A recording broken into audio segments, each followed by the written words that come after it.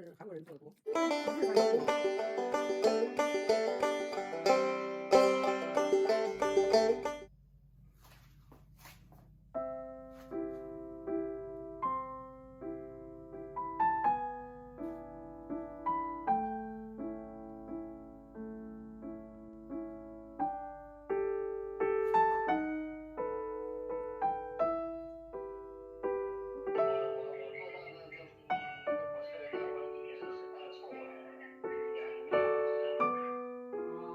忘了。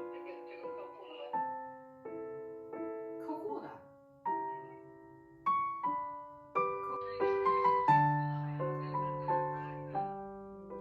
我刚才说俺都嘛，都说我也不知道啊，我也不知道他不让小常知道啊。